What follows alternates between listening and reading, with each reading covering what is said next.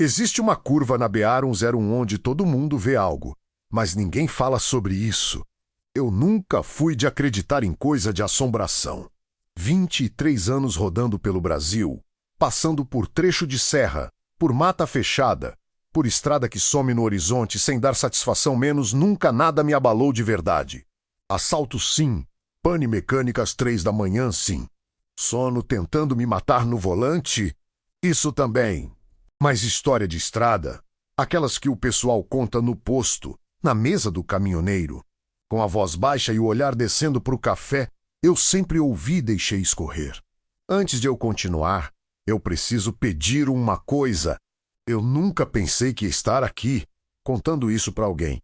Durante muito tempo eu segurei esse relato só para mim menos, achei que se eu falasse em voz alta ia parecer que eu tinha enlouquecido. Mas chegou um ponto que eu não aguentei mais carregar isso sozinho. Então, se você está vendo esse vídeo agora, já deixa o like e se inscreve no canal, porque o que eu vou relatar aqui não foi fácil de viver e não vai ser fácil de ouvir, faz isso por mim. E fica até o final, porque o final muda tudo. Meu nome não importa muito. Pode me chamar de Rogério, que é como todo mundo na estrada me conhece. Rogério do Scania branco, placa de Minas, frete de carga geral para todo canto do país. Casei cedo.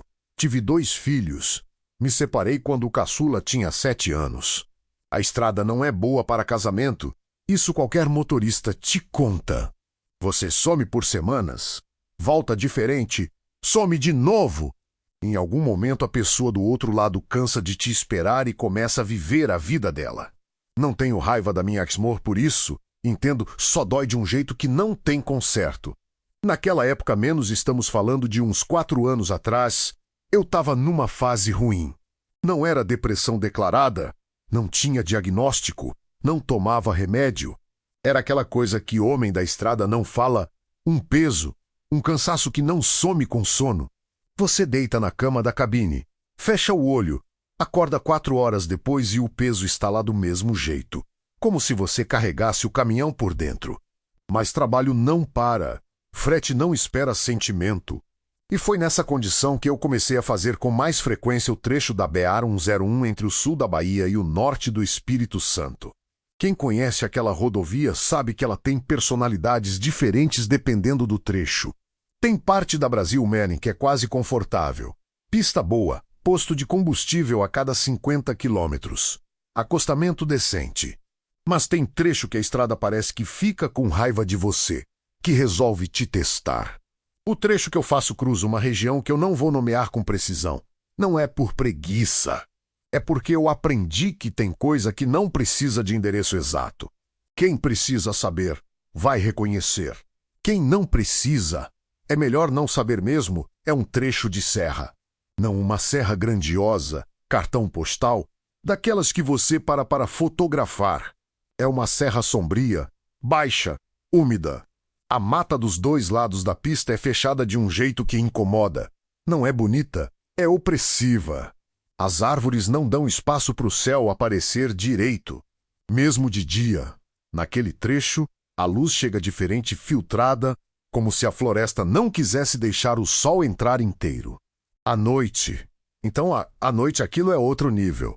O asfalto é irregular, tem remendo sobre remendo. Lombada que não foi sinalizada direito. Buraco que você aprende de cor depois de alguns cruzamentos. A iluminação pública praticamente não existe. Você tem os seus próprios faróis e o que eles conseguem alcançar, que não é muito quando a neblina resolve aparecer. E ela aparece com frequência naquele trecho, especialmente entre maio e agosto, uma neblina baixa, grossa, que não é densa o suficiente para fechar a visibilidade completamente, mas é suficiente para distorcer tudo. Para fazer as coisas parecerem diferentes do que são. O rádio PX pega mal ali. Isso é um detalhe que parece pequeno, mas não é. O rádio PX é a companhia do caminhoneiro. É a voz humana quando você está a horas sozinho. Quando ele começa a crepitar, a encher de estática, você sente a solidão de um jeito mais concreto. Você percebe o quanto dependia daquele barulho de fundo para não se sentir completamente isolado. Naquele trecho, o PX vira estática quase sempre. E aí você fica com o motor, com o asfalto, com a mata. A primeira vez que eu passei pela curva específica que importa nessa história, eu não percebi nada de anormal. É preciso entender isso. A primeira vez foi absolutamente comum. Eu faço esse trecho de madrugada geralmente, saio carregado do sul da Bahia depois das 22 horas. Passo pela região crítica entre 1h e 2 da manhã, dependendo do tráfego e das paradas. Naquela noite eu estava com uma carga de material de construção, peso dentro do limite, nada complicado. O tempo estava fechado, mas sem chuva, neblina leve. A curva fica num ponto onde a rodovia faz uma inflexão para a esquerda mais fechada do que parece pelo mapa. Você vê a placa de curva perigosa com antecedência razoável menos aquelas placas amarelas com a seta curvada menos, mas a velocidade de segurança que eles recomendam é de 40 km por hora, o que na prática ninguém segue. Você vai em 60, você conhece a curva, você reduz o suficiente e passa. Naquela primeira vez, eu reduzi, olhei para os dois lados como sempre faço em curva fechada e passei nada, nem lembrei da curva depois. A segunda vez foi umas 3 semanas depois. Mesmo horário, mais ou menos. Carga diferente, eletrônicos embalados, frete mais nervoso por causa do seguro. Eu estava mais tenso do que o normal, o que significa que eu estava mais acordado, mais atento. A noite estava mais fria. A neblina mais densa do que na vez anterior, não fechada, mas presente. Os faróis iluminavam uns 40 metros à frente e depois virava aquela parede cinza úmida. Quando eu entrei na curva, eu vi. Não foi um susto imediato, foi um processo. Primeiro eu vi a silhueta. Do lado direito da pista, no limite entre o acostamento e o início da mata menos onde a grama seca cede lugar ao primeiro arbusto. Uma forma vertical, escura, com a proporção de pessoa. Meu cérebro fez o que cérebro treinado por anos de estrada faz, calcei o freio suave. Reduzi mais. Iluminei melhor aquele ponto com os faróis.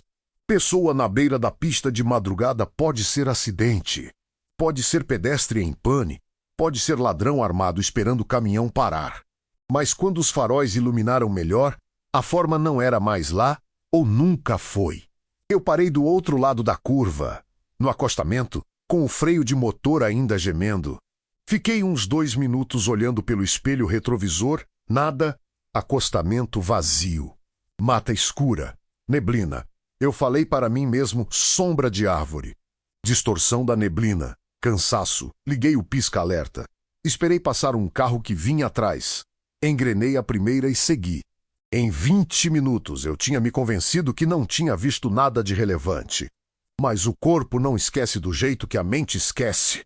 Isso é uma coisa que eu aprendi nessa história toda, e é talvez a coisa mais perturbadora que eu aprendi. O corpo sabe antes da mente. O corpo guarda informação que a consciência rejeita. Nas semanas seguintes, toda vez que eu sabia que ia passar por aquele trecho, eu acordava com um estômago diferente. Não enjoo. Uma tensão baixa, difusa, como antes de uma consulta médica que você não quer fazer. Como quando você sabe que tem uma conversa difícil esperando. Na terceira passagem pela curva, eu já estava esperando alguma coisa. Isso é importante, porque você pode argumentar que a expectativa cria o que você vê, pode ser. Não tenho como refutar isso completamente.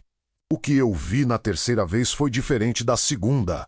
Não era uma silhueta do lado direito. Era uma figura do lado esquerdo, no meio-fio, exatamente no ponto onde a curva começa a fechar, parada estática, com a cabeça ligeiramente inclinada na direção da pista. Dessa vez eu vi com mais clareza menos ou imaginei que vi. A forma era humana, alta, vestindo algo escuro, e tinha algo no jeito que ficava parada que não era natural. Não era o jeito que uma pessoa parada fica. Era rígida de um jeito diferente, como se não soubesse bem como imitar a postura de alguém esperando. Eu passei rápido. Dessa vez não parei do outro lado. Fui direto até o próximo posto de combustível, uns 20 quilômetros à frente. Entrei, pedi café. Sentei na mesa e fiquei olhando para o copo de plástico por uns 10 minutos sem conseguir beber. Tinha um outro motorista na mesa ao lado. Mais velho que eu, bigode grisalho, boné de transportadora que eu não reconheci. Eu disse, Assim, casualmente, você faz esse trecho da 101 com frequência. Ele respondeu, faço. Conhece aquela curva ali no meio da serra? A mais fechada, depois do quilômetro que tem a placa de posto desativado. O homem ficou quieto por 2 segundos, olhou para o café. Depois olhou para mim com um jeito que eu não soube classificar na hora. Não era susto, não era desconforto exatamente. Era mais como o jeito que alguém olha quando você tocou em algo que eles decidiram não tocar. Conheço, ele disse, e não disse mais nada. Eu esperei, dei espaço para ele continuar. Não continuou. Acabei o café, paguei, fui embora. Nas semanas seguintes, eu comecei a prestar atenção de um jeito diferente nas reações dos outros motoristas. Não é que eu tivesse montado uma investigação. Não tem nada tão organizado quanto isso. Foi mais orgânico. Eu passei a notar. No PX, quando o canal estava livre no trecho logo depois da curva, às vezes alguém comentava sobre a estrada. Buracos, fiscalização, acidente na pista. Coisas normais de conversa de motorista. Mas ninguém nenhuma vez menos mencionava aquela curva específica. O que, quando você começa a prestar atenção, é estranho, porque aquela curva tem histórico de acidente. Tem placa de mortos. Uma dessas cruzes com flores de plástico desbotadas fincada no acostamento. Rodovias com esse perfil normalmente viram referência nas conversas. Cuidado naquele ponto. Mano, já vi muita gente se ferrar ali. Silêncio. No posto onde eu paro com mais frequência naquele trecho, um posto que funciona 24 horas, tem borracharia e restaurante pequeno, eu comecei a observar. Quando chegava outro caminhoneiro depois de ter passado pelo sentido sul, eu olhava para o rosto. Com frequência, num intervalo de talvez 20, 30 minutos depois da passagem provável pela curva, os caras chegavam com uma expressão diferente. Não assustados, não perturbados, mas levemente colocados. Sabe quando uma pessoa passou por algo que ela ainda não processou? Uma notícia, uma cena, uma situação? Tem um jeito de olhar no vazio por uns segundos antes de voltar para o normal. Eu vi isso em pelo menos uns 6 motoristas diferentes, em ocasiões diferentes, sem que eles soubessem que eu estava observando. Nenhum deles comentou nada. Um deles foi ao banheiro, voltou, pediu uma cachaça menos coisa rara, porque motorista sabe que bebida e direção é suicídio. Tomou dose, pagou, saiu. O frentista de plantão nem piscou. Como se aquilo fosse comum. Eu fui até o balcão e perguntei para o frentista menos um homem de meia idade, cara fechada, que claramente preferia o silêncio ao papo, se era frequente motorista pedir dose de cachaça no meio da madrugada. Ele me olhou, considerou a pergunta e disse, depende da noite. Eu entendi que aquilo era o máximo que eu ia conseguir tirar dele. Foram 6 passagens pela curva antes que eu tivesse coragem de tentar parar e investigar de dia. De dia, quero dizer numa tarde, ainda com luz, antes de pegar a noite.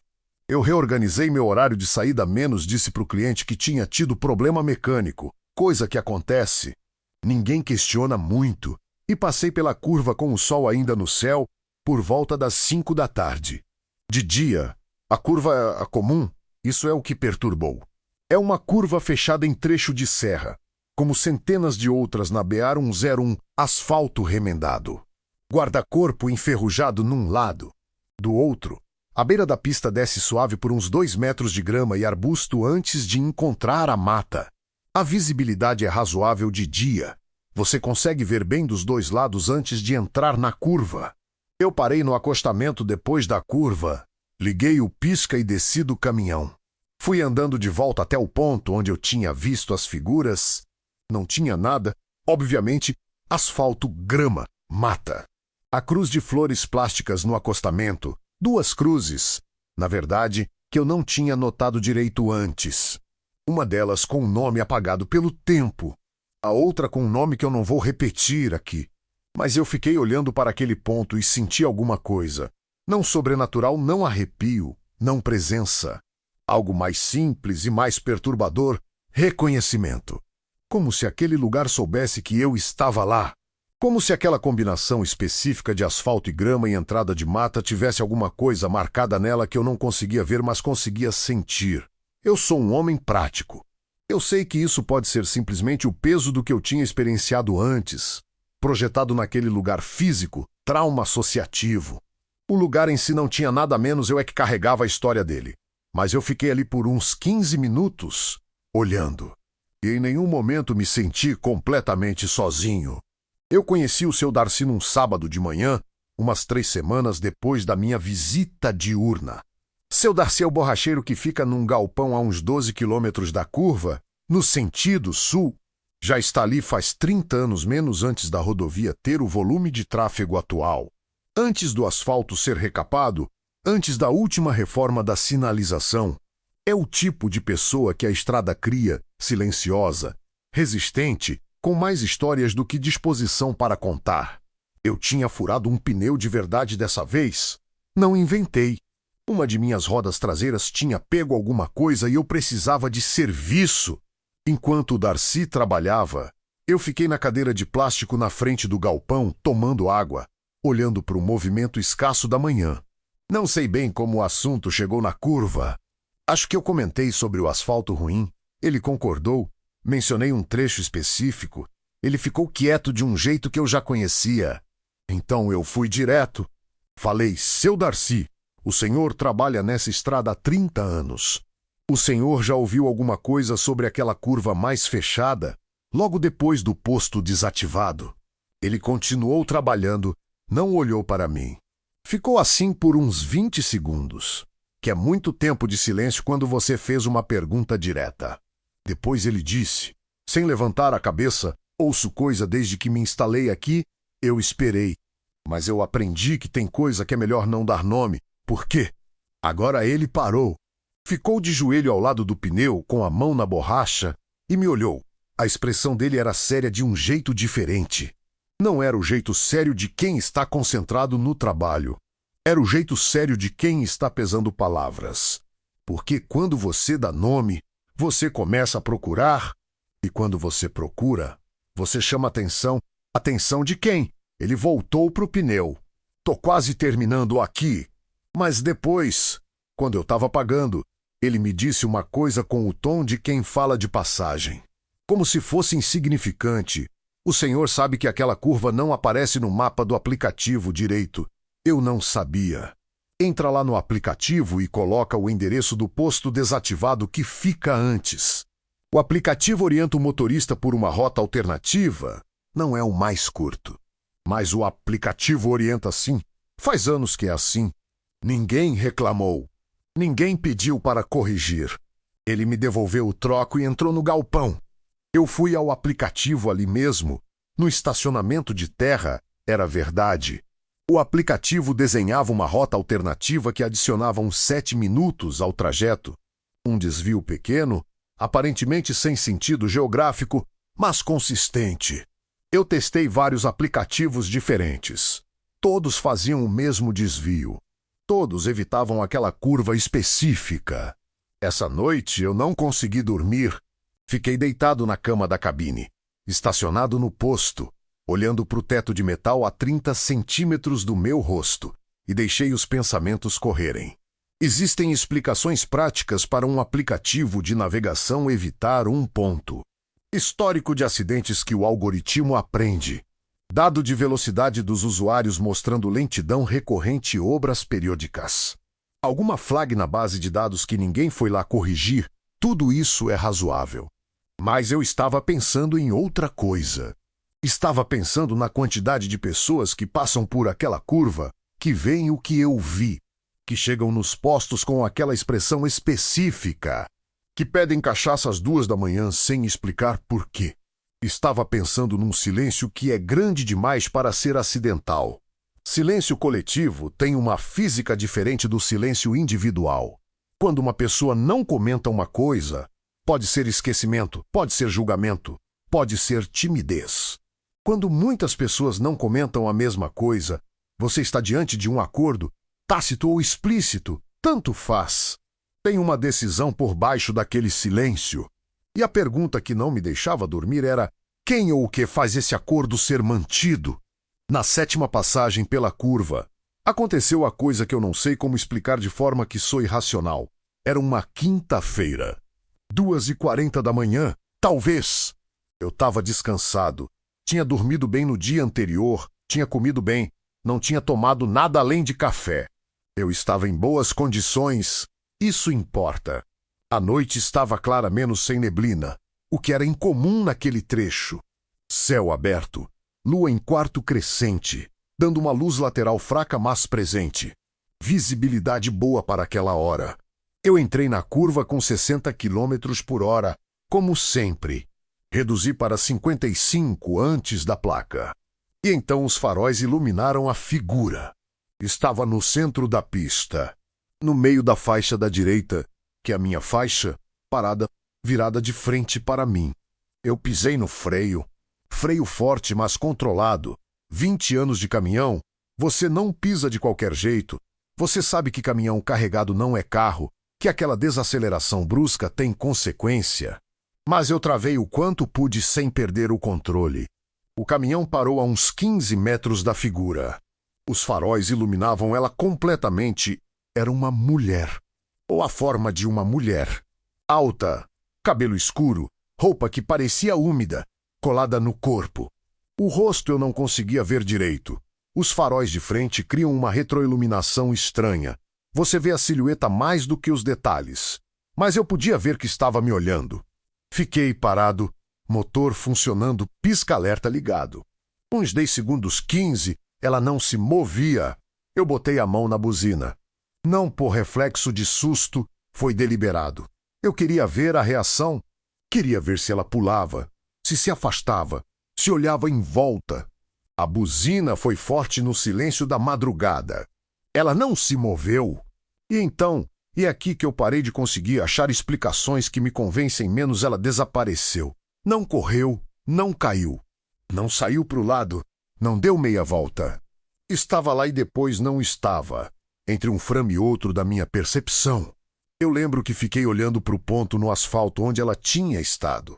Fiquei esperando que ela reaparecesse, que eu entendesse o que tinha acontecido.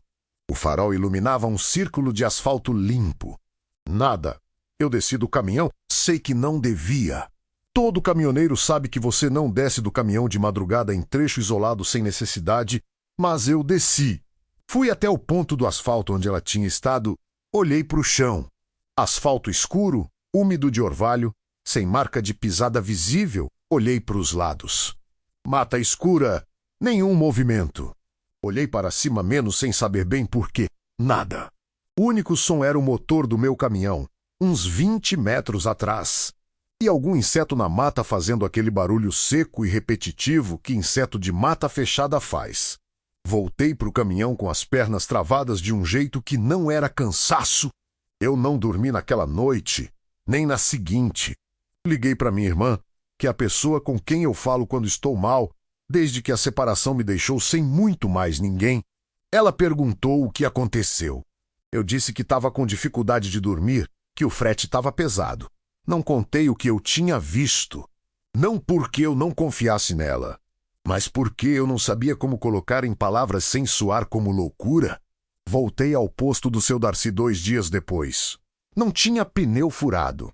Não tinha desculpa profissional. Cheguei ali, parei, entrei no galpão. Ele me olhou sem surpresa, como se esperasse que eu voltasse. Aconteceu alguma coisa, eu disse. Ele não perguntou o quê. Ficou me olhando.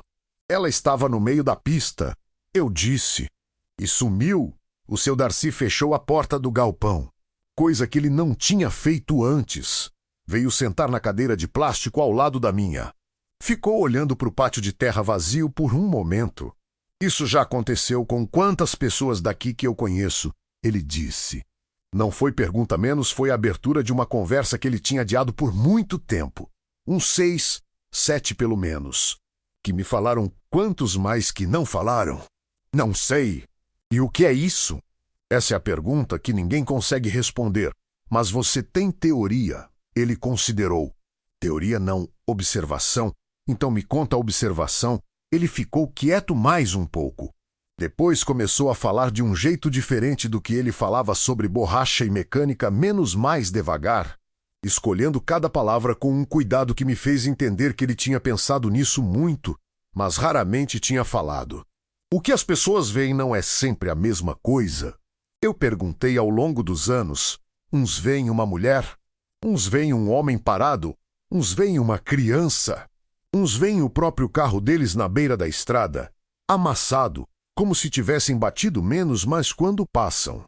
O carro não está lá, cada um vê uma coisa diferente, mas todo mundo vê alguma coisa. Nem todo mundo. Mas os que veem, ele parou. Os que veem têm alguma coisa em comum, o que estão carregando alguma coisa pesada. Por dentro. Ele disse isso com uma simplicidade que me cortou mais do que qualquer coisa elaborada teria cortado. Eu fiz umas pesquisas depois dessa conversa. Nada oficial, não tenho acesso a banco de dados de polícia rodoviária, não tenho como puxar ocorrências de um trecho específico, mas internet tem coisa. O que eu encontrei foi curioso pelo que não tinha, mais do que pelo que tinha. Procurei acidentes naquele trecho. Tem vários ao longo dos anos, menos aquela curva tem histórico. O seu Darcy confirmou. Mas os registros mais antigos, de um período específico que eu não vou detalhar, simplesmente não aparecem. Existe um lapso, uma lacuna nos registros públicos de acidentes daquele quilômetro específico. Pode ser digitalização incompleta. Pode ser que os registros antigos em papel não foram migrados. Pode ser burocracia de décadas. Mas pode ser outra coisa também. Tem um fórum de caminhoneiros que ainda existe numa plataforma antiga, quase abandonada. Fui lá cavando por horas. Encontrei um tópico de 2009, sem resolução, iniciado por um motorista com apelido de usuário que não identificava ninguém. O tópico se chamava Alguém Mais Teve Problema na Subida da 101 lá no IS? Tinha 6 respostas, todas vagas. Nenhuma dizia explicitamente o que tinha visto. Mas a linguagem era estranha, menos as pessoas descreviam aquela coisa sem definir o quê. Aquela situação que acontece, o que a gente sabe que tem ali. Um dos usuários tinha postado. Já conversei com um policial rodoviário aposentado que trabalhou naquele trecho. Ele disse que o protocolo era não registrar determinados tipos de ocorrência. Não por mal, mas porque registrar não resolvia e só criava problema. Outro tinha respondido que tipo de ocorrência. Sem resposta. O tópico tinha parado ali em 2009 e ninguém mais tinha postado. Depois do que eu vi no centro da pista, eu comecei a evitar a rota. Não foi decisão consciente e dramática. Foi gradual. Eu comecei a aceitar fretes que me levavam por outras rotas. Quando precisava ir para o sul da Bahia, eu alongava o caminho, passando por dentro, adicionando horas de viagem que custavam dinheiro e energia. Eu não me justificava para ninguém, menos na cabeça do cliente eu tinha preferências de rota, coisa normal, mas eu sabia o que era. E saber que era medo, para um homem que passou 20 anos se orgulhando de não ter medo da estrada, tinha um peso específico. As noites que eu passava no acostamento, na cama da cabine, viraram um campo de batalha. Os sonhos começaram.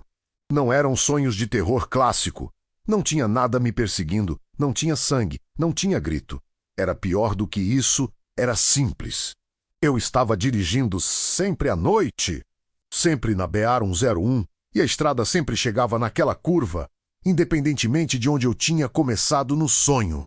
Mesmo que eu tivesse começado num trecho completamente diferente do país. A rodovia sempre dobrava e se tornava aquela curva fechada, com a mata dos dois lados, com o asfalto úmido refletindo os faróis. E eu sempre via algo na beira. O que eu via variava. Às vezes era a mulher do centro da pista. Às vezes eram as 2 cruzes do acostamento, mas maiores, chegando à altura da janela do caminhão. Às vezes eu via minha ex-mur parada no acostamento, me olhando passar sem expressão. Às vezes eu via a mim mesmo, parado na beira da pista, com a mesma postura rígida que eu tinha descrito, olhando o caminhão passar. Eu acordava com o coração disparado nesses casos. Fui ao médico, não contei dos sonhos, não contei da curva. Disse que estava com dificuldade de dormir, que achava que estava com pressão alta. Ele pediu exames.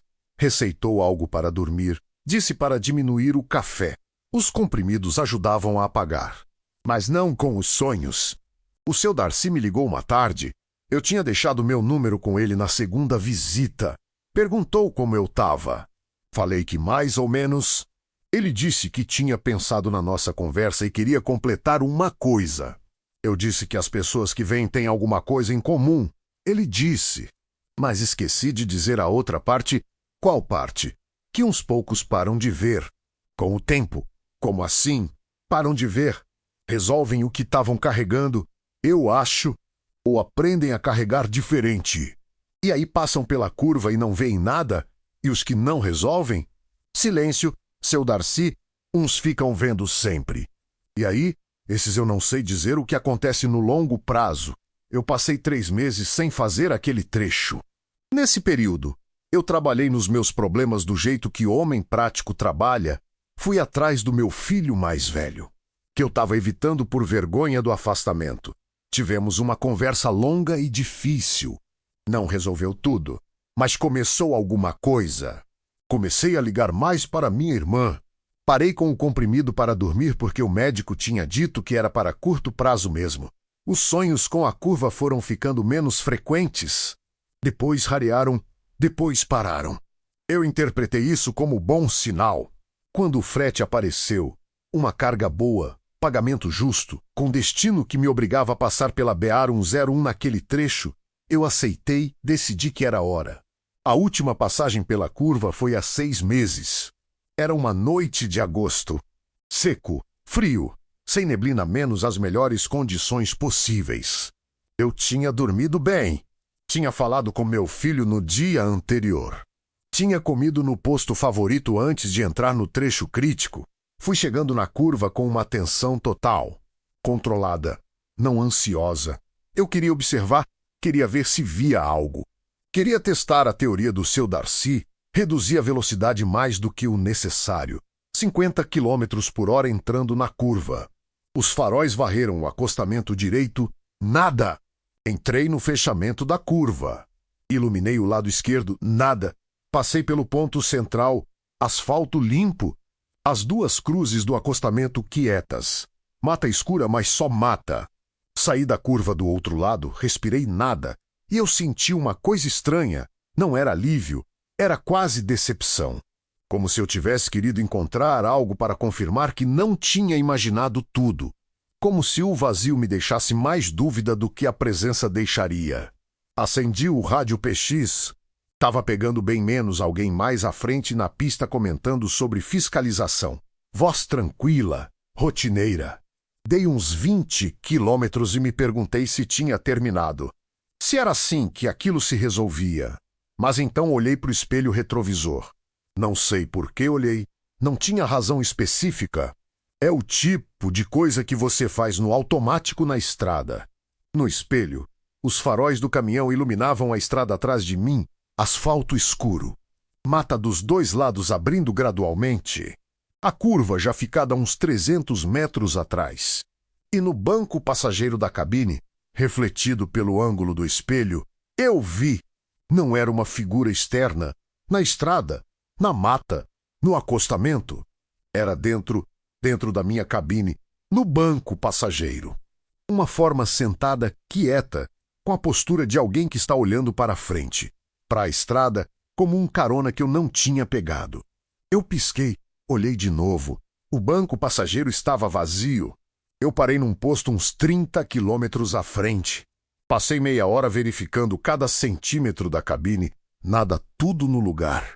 A cabine estava do jeito que eu tinha deixado menos minha mochila atrás, a garrafinha de água no portador, o escapulário que a minha mãe me deu preso no retrovisor interno. O escapulário. Eu olhei para ele de um jeito que nunca tinha olhado antes. Minha mãe tinha me dado aquele escapulário quando eu comecei a rodar, lá atrás. Ela era devota, rezava por mim toda vez que eu saía. Ela tinha morrido há 8 anos num acidente. Não de carro, uma queda em casa, simples e cruel do jeito que as mortes domésticas são. Eu não tinha pensado na minha mãe há muito tempo, não de verdade. Tinha guardado ela num lugar que não doía. Fiquei olhando para o escapulário desbotado pelo sol do painel por muito tempo. E pensei numa coisa que o seu Darcy tinha dito: cada um vê uma coisa diferente. Os que veem estão carregando alguma coisa pesada. E me perguntei, pela primeira vez, com uma clareza que doeu de um jeito específico, o que era a forma que eu vi sentada no banco passageiro. Do que ela tinha forma. Eu não tinha olhado tempo suficiente. Ou tinha olhado tempo suficiente e simplesmente não me permiti ver. Esse relato chegou ao canal por e-mail. Eu não vou dizer que é verdadeiro ou que é mentira. Não é minha função julgar. O que eu posso dizer é que quem escreveu conhece aquela estrada de um jeito que não parece invenção. Mas tem uma última coisa que Rogério incluiu no e-mail, depois do relato principal. Um pós-escrito curto, quase como se tivesse sido adicionado numa segunda janela, com um tom diferente. Ele escreveu o seguinte: fui verificar o registro do meu caminhão semana passada. Histórico de manutenção, sinistros, toda a documentação. Existe um registro de acidente no documento do veículo menos amassado de lataria no lado do passageiro, consertado 6 anos atrás. Eu não me lembrava desse acidente. Perguntei para a oficina que assina o documento. Eles disseram que quando o caminhão chegou, o lado do passageiro estava destruído. Disseram que quem trouxe o caminhão era eu menos, mas que eu não parecia estar bem. Disseram que eu não queria falar sobre o acidente. Disseram que nunca perguntaram de novo porque eu tinha pago em dinheiro e sumido. Não tenho memória desse dia. Não tenho memória do acidente. Tenho um buraco de uns 2 dias naquele período de 6 anos atrás. Já sei mais ou menos em qual curva da BR 101 aquilo aconteceu. O que eu ainda não sei, o que eu não consigo responder e que não me deixa dormir, é se o que eu vejo naquela curva é alguma coisa que ficou ali, ou se é alguma coisa que ficou em mim. Ou se a diferença entre os dois ainda existe. Eu não sei o que o Rogério viu naquele banco passageiro. Mas sei que se você já passou pela BR 101 naquele trecho de serra, em alguma madrugada, e reduziu a velocidade sem saber exatamente por quê, se os seus olhos foram para a beira da pista num impulso que você não reconheceu como seu, então você sabe. Você sabe e não falou. E o que eu quero saber? E o que eu preciso que você escreva nos comentários? É simples. O que você viu? Porque se tem uma coisa que essa história toda me ensinou, é que o silêncio não protege ninguém. Só isola. Deixa o like se você chegou até aqui, se inscreve no canal e compartilha com alguém que você sabe que também já passou por aquela curva menos e que nunca comentou nada. Às vezes a única coisa mais pesada do que carregar um segredo é descobrir que nunca precisou carregar sozinho.